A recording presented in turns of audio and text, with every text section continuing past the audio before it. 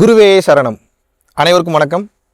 சமீபத்தில் பேசுபொருளாக இருக்கக்கூடிய ராவணன் மற்றும் ராமாயணத்தினுடைய கதை, கேஜிஎஃப் படத்தினுடைய ஹீரோ யஷ் அவர்கள் பார்த்தீங்கன்னா இந்த ஒரு அற்புதமான படம் இன்னும் வரல, இனிமேல் தான் வரப்போகுது. அதில் ராவணன் கேரக்டர் பண்ணியிருக்கிறாரு. ஸோ அது பெரிய பேசுபொருளாக இருக்கக்கூடிய இடத்துல நிறைய பேருக்குனுடைய கேள்வி என்னென்னா, ராவணன் நல்லவரா கெட்டவரா அப்படின்னு சொல்லிட்டு ஒரு கேள்வி. இந்த வீடியோ ராவணன் நல்லவரா கெட்டவரான்றதுக்காக கிடையாது. ராவணனுடைய பக்தி எப்பேற்பட்ட சிவபக்தி, அது அவனுக்கு எப்படி பாதுகாப்பை கொடுத்தது, அது ராவணன் அப்படின்னக்கூடிய கேரக்டருக்கு பார்த்தீங்கன்னா எப்பேற்பட்ட பரிசுகளை எல்லாம் கொடுத்ததுன்ற பற்றி தான் இன்றைக்கு வீடியோவில் பார்க்க போகிறோம். ஸோ நல்லவன் கெட்டவன்ற கான்செப்டுக்குள்ளே நான் இப்போ போகல. நீங்கள் இப்போ புரிஞ்சுக்க வேண்டியது விஷயம் என்னென்னா, ராவணன் என்ன செய்தார், அவருக்கு என்ன நடந்தது. ஒரு முறை என்ன அப்படின்னா, இந்த ராவணன் 10 தலை கொண்ட ராவணன் அப்படின்னு சொன்னாங்கன்னா அவருக்கு 10 தலை இருந்தது அப்படின்னு சொல்லிட்டு அர்த்தம் கிடையாது. 10 தலையில் மூளை இருந்ததுன்னா, 10 தலையில் பீனியல் கிளாண்ட் இருந்ததுன்னா, 10 தலையில் பிட்யூட்டரி கிளாண்ட் இருந்ததுன்னா ஒரு தலையே இவ்வளோ தூரம் ஆக்சஸ் பண்ண முடியுன்றப்போ, அப்போ 10 தலையில் இருக்கக்கூடிய மொத்த சக்தியும் ஒரு மனிதனுக்கு ஒன்றாக வேலை செய்தது என்றால் அது எப்பேற்பட்ட ஒரு வலிமையையும் பலத்தையும் ராவணன் அவர்களுக்கு கொடுத்திருக்கும். அப்பேற்பட்ட இலங்கையை ஆண்ட இலங்கை மக்கள் இன்னும் பல பேர் பார்த்தீங்கன்னா ராவணனை கடவுளாக கும்பிட்டு கொண்டிருக்கிறார்கள். இலங்கையை வாழ வைத்த அற்புதமான ஒரு மகான்னே சொல்லலாம். பட் கதையெல்லாம் மற்ற விஷயங்களை நல்லவர் கெட்டவர் அப்படின்றதுக்குள்ளே போகுது. பட் இவரோட சிவபக்தியை பற்றி சொல்ல வேண்டும் என்றால், ஒரு முறை அவர்களுடைய நாட்டில் ஒரு பேச்சு போயிட்டு இருக்கு. அப்போ மவுண்ட் கைலாஷை பற்றி, அதாவது இப்போ இருக்கக்கூடிய கைலாயம், இந்த கைலாயத்தில் தான் சிவபெருமான் குடிக்கொண்டு இருக்கிறாரு அப்படின்னு சொன்ன உடனே இவன் என்ன பண்ணுறான் அப்படின்னா, இந்த கேரக்டருக்கு ஓகே அப்போ அங்கே போகணும் அப்படின்ற மனநிலை வருது. உடனே பக்கத்தில் இருக்கிறவங்களாம் சேர்ந்து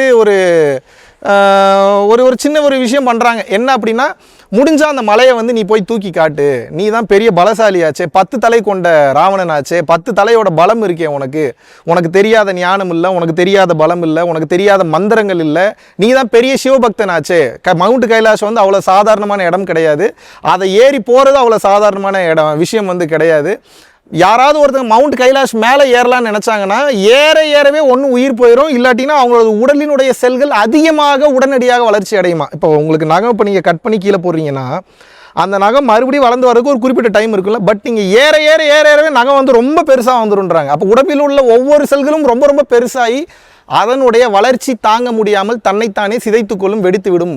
ஸோ இப்பேற்பட்ட ஒரு இடத்துக்கு போகிறதே ரொம்ப கஷ்டம். சிவபெருமான் அருள் இருந்தால் தான் போக முடியும். உனக்கு உண்மையாகவே சிவபெருமானோட அருள் இருக்கா இல்லையான்னு நாங்கள் தெரிஞ்சுக்கணும். போய் மலையை தூக்கி காட்டு, நீ தான் பெரிய தைரியமான ஆளாச்சன்னொன்னே சரி கண்டிப்பாக நான் போய் தூக்குறேன்னு சொல்லிட்டு இவர் போகிறாரு. போய் மவுண்ட் கைலாஷ் பக்கம் போகிறாரு. ஆற்றல் நிலையில் பார்க்குறாரு. ரொம்ப பெரிய மலை அது, கைலாயம், சிவபெருமான் குடிகொண்டுள்ள ஒரு இடம். நான் பல உலகங்களுக்கு செல்லக்கூடிய போர்ட்டல்ஸாகவும் அது இருக்குது. முன்னாடி வீடியோஸில் நான் பேசியிருக்கேன். ஸோ அப்பேற்பட்ட அந்த இடத்துக்கு போனோன்னே இவர் என்ன பண்ணுறாரு, ஒரு மந்திர உச்சாடனம் செய்து முழுவதுமாக தனது உடலை மகிமா அப்படின்னக்கூடிய அந்த ஒரு சித்தை வைத்து தனது உடலையும் மலை போல மாற்றிக்கொள்ளக்கூடிய அளவில் பலம் பெற்றுட்டார். அனிமா, மகிமா, லகிமா, கரிமா, பிராப்தி, பிரகாமியம், வசித்துவம், ஈசத்துவம், அட்டமா சித்து, 8 சித்துக்கள். இதில் அந்த மகிமா என்பது என்னன்னா, மலையை போல கனமாகுதல், இறுக்கமாகுதல். இவர் தனது சித்துக்கள்னால அந்த குவாண்டம் சயின்ஸ், அந்த ஆட்டமை 1 எப்படி 2ஆக மாற்றுறது, 2 எப்படி 3ஆக மாற்றுறதுன்னு தெரிந்த ஞானி என்பதனால் இது கதையல்ல, உண்மையாகவே தனது உடலை மலை போல மாற்றி அந்த மலையை தூக்கலாம் என்று தூக்குறாரு. தூக்கிட்டார், ஆல்மோஸ்ட் பாதி தூக்குறாரு. அப்போது பல உலகங்களில் பல ரியாம்ஸில் பல டைமென்ஷன்ஸில் இருந்த மற்ற சக்திகள், பார்வதியாக இருக்கட்டும், மற்ற தேவர்களாக இருக்கட்டும், அசுரர்களாக எல்லாம் மிரண்டுட்டாங்களா. என்னடா மவுண்ட் கைலாஷவே ஒருத்தன் தூக்குறான்னா யார் அவன் அப்படின்னும் போது சிவபெருமான் ஒன்றுமே இல்லை, எல்லாரும் பயந்துட்டு இருக்காங்க. சிவபெருமானுடைய இருப்பிடத்திற்கு ஏதாவது பிரச்சனை விடுமோ அப்படின்னு நினைக்கும் போது அவர் சிரிச்சுக்கிட்டே ஒன்றும் பண்ணல. தனது காலை மட்டும் எடுத்து அந்த மலை மேலே வைக்கிறார். தன் காலை எடுத்து மலை மேலே வச்சோடனே பாதி தூரம் தூக்கிய அந்த ராவணனால் மீதி தூரம் தூக்க முடியாமல் ரொம்ப கஷ்டப்பட்டு திணறி உயிரை விட்டு கடைசியில் கீழே வைப்பான். அந்த மலையை தூக்க முடியலன்னு சொல்லி அப்புறம் டயர்டாயிடுவான். டயர்டானோடனே அவனுக்கு மிகுந்த வருத்தம், ரொம்ப கஷ்டப்படுறாப்புல, வருத்தப்படுறாப்புல, இவங்ககிட்ட இப்படி மான மரியாதை போச்சுன்ற மனநிலையில் இருக்கும்போது உடனே சிவபெருமான்கிட்ட உருகி ராவணன் எதற்கு ரொம்ப பெயர் பெற்றவர் அப்படின்னா, இசைத்துறையில், இசை வல்லமையில் இசை ஞானம் கொண்டவர். வீணை வாசிப்பதில் அவர் அடிச்சுக்கவே முடியாது. அவர் வீணை வாசிக்க ஆரம்பிச்சிட்டாரு அப்படின்னா மலையெல்லாம் உருகிருமா, மலையே உருகுமா. அப்பேற்பட்ட ஒரு வீணை வித்வான்.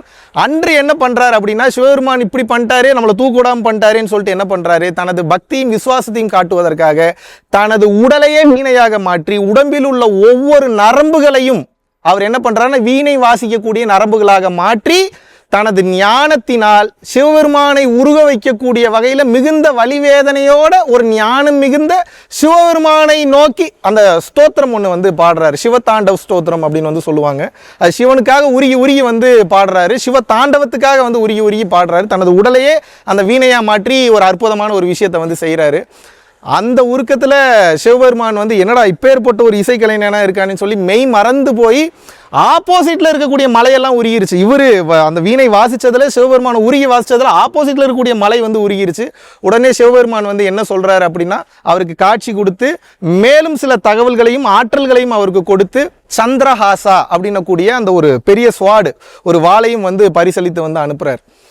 அப்போது நம்ம என்ன வந்து புரிஞ்சுக்கணும் அப்படின்னா, ராவணன் நல்லவரா கெட்டவரான்றதுல ரெண்டாவது, நமக்குள்ளேயே நல்லவனு இருக்கான், நம்மளும் கெட்டவனு இருக்கான். இப்போ நம்ம ராவணனா இருக்கோம் அப்படின்னா, ஒரு எக்ஸாம்பிளுக்கு வந்து நான் சொல்கிறேன்னா, ராவணன் கிட்ட இருந்த என்னெல்லாம் பேட் குவாலிட்டிஸோ அதெல்லாம் நம்ம வந்து மாற்றிக்கணும். ராவணன் கிட்ட என்னெல்லாம் குட் குவாலிட்டிஸ் இருந்ததோ அதை நாம் எடுத்துக்கொள்ள வேண்டும். அப்போ ராவணன் அவர்களுடைய பேட் குவாலிட்டி என்னன்னா, அந்த அகங்காரத்தின் பிடியில் அதை நான் தூக்கி காட்டுறேன் அப்படின்னு சொல்லி போகும்போது, பக்தி இல்லாமல் ஆணவத்தில் போய் அந்த மலையை தூக்கும் போது சிவபெருமான் அதற்கு வந்து அனுமதி கொடுக்கவில்லை.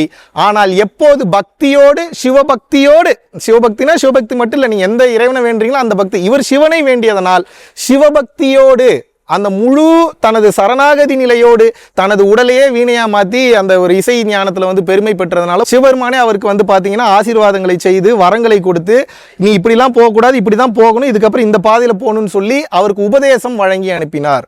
நாமும் நமது வாழ்க்கையில் தவறான பாதையில் செல்லும் போது அதை திருத்தி கொண்டு, அகங்காரம் என்பது அவ்வப்போது வரும், அதை பற்றி நாம் கவலை கொள்ளாமல் அந்த அகங்காரத்தை நாம் பக்தியாக, ஸ்ரத்தையுடன் இருக்கக்கூடிய பக்தியாக, நன்றி உணர்வுடன் இறைவனை நோக்கி நாம் வந்து செலுத்தும் போது இறைவன் பெரும் கருணை கொண்டு நாம் செய்த தவறையும் மன்னித்து நமக்கு அருளாசிகள் வழங்கி நம்மை வந்து உயர்ந்த நிலைக்கு பிறவியில்லா பெருவாழ்விற்கு வந்து கொண்டு செல்கிறார். இதை வந்து புரிந்து கொள்ள வேண்டும்.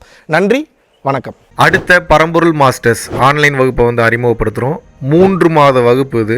சாதாரண நபர்களை மாஸ்டர்ஸ் லெவலில் உயர்த்தக்கூடிய ஒரு அற்புதமான ஆன்லைன் வகுப்பு. இது வரைக்கும் 3 பேட்சஸ் வந்து முடிஞ்சிருக்கு. இப்போ 4வது பேட்சோட முதல் வகுப்பு வந்து செப்டம்பர் 6ஆம் தேதி ஆன்லைன் ஜூம் வழியாக வந்து தர இருக்கும். ஸோ இதுக்கு முன்னாடி பங்கு பெற்றவர்களுடைய வாழ்க்கையை பற்றி நிறைய ஃபீட்பேக் வந்து கொடுத்துருக்காங்க. நம்ம மாஸ்டர்ஸ் கிளாஸ்ல வந்து நம்ம என்ன பண்றதுன்னு கரெக்டா அந்த வழிமுறைகளை கரெக்டா சொல்லி கொடுக்குறீங்க. நம்மள அப்படியே இழுத்து கீழே விடுற மாதிரி ஒரு சில சிச்சுவேஷன் வந்தாலும் சீக்கிரமா அதை விட்டு வெளியே வர முடியுது. மாஸ்டர் கிளாஸ் வந்ததுல இருந்து என்னை நான் நிறைய கத்துக்கிட்டேன் குருஜி. இப்பதான் உட்காந்து நான் என்ன வந்து யோசிக்கவே ஆரம்பிக்கிற மாதிரி ஒரு ஃபீல். இப்போ நான் எவ்வளவு மாறி இருக்கேன். நல்ல ஒரு experience. Your master class is very very useful Guruji. பரம்பொருள் foundation.in வெப்சைட் போனீங்கன்னா அதுல நிறைய மாஸ்டர்ஸ் கிளாஸை வந்து அப்லோட் வந்து பண்ணி வந்து பார்த்துருப்பீங்க. ஸோ அதன் வாயிலாக நிறைய நபர்கள் பயன்பெற்று கொண்டே வந்து வருகிறார்கள். விருப்பப்படக்கூடிய நபர்கள் தாராளமாக www.paramporulfoundation.in அப்படின்ற வெப்சைட்ல போய் உங்களது பெயரை முன்பதிவு செய்து கொள்ளலாம். அடுத்த மாஸ்டர்ஸ் கிளாஸோட இந்த 4வது பேட்சோட முதல் வகுப்பில் உங்கள் அனைவரையும் வந்து சந்திக்கிறேன். நன்றி,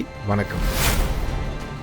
சிங்கப்பூரில் வருகின்ற செப்டம்பர் 18ஆம் தேதி முதல் 22ஆம் தேதி வரைக்கும் கிட்டத்தட்ட 5 நாட்கள் அடுத்த மீட்டப் வந்து ஏற்பாடு பண்றோம். இதற்கு முன்னாடி சிங்கப்பூர்லயும் சரி, மலேசியாலையும் சரி, இந்தியாவிலும் சரி பல நபர்கள் அவர்களுடைய வாழ்க்கையில personal life guidance, spiritual elevation, முக்திக்கான ஞான பாதைக்கு உண்டான கேள்விகள் மற்றும் பதில்கள், உடல் மற்றும் மனம் சார்ந்த பிரச்சனைகள், நோய் சம்பந்தமான பிரச்சனைகள், வெளியிட முடியாத பல கேள்விகளுக்கு பதிலை தெரிந்து கொண்டும் தொடர்ச்சியாக பொதுமக்கள் நிறைய பேர் வந்து பாத்தீங்கன்னா நினைத்து பார்க்க முடியாத வாழ்வியல் மாற்றங்களை தங்களது வாழ்வில் அனுபவித்துக் கொண்டு வருகிறார்கள். விருப்பப்படக்கூடிய நபர்கள் கீழே உள்ள கான்டாக்ட் நம்பருக்கு கான்டாக்ட் பண்ணியும் www.paramporulfoundation.in அப்படின்ற வெப்சைட்ல போயும் உங்களது பெயரை முன்பதிவு செய்து கொள்ளலாம். பேராசைகளை கட்டி இறைவனை அணைத்து முக்தியை முத்தமிடு www.guruvinkarunai.com நீங்க போனீங்கன்னா நம்ம புத்தகத்தை வந்து ஆர்டர் பண்ணிக்கலாம். அதுபோக நிறைய ஆர்கானிக் பொருட்களும் வந்து நம்ம வந்து கொடுத்துட்டு இருக்கோம். அதையும் நீங்க வந்து தாராளமாக வந்து நீங்க வந்து பயன்படுத்திக்கலாம். இந்த பிரபஞ்சம் நமக்கு வேண்டும் என்கின்ற பொருள்களை,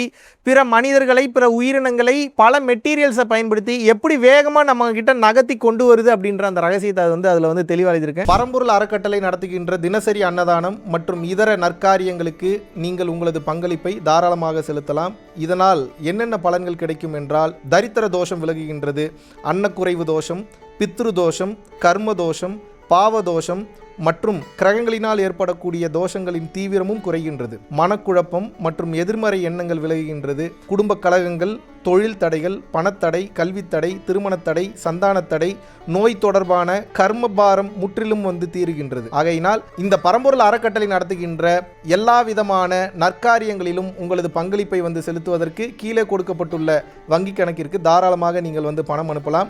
நன்றி, வணக்கம்.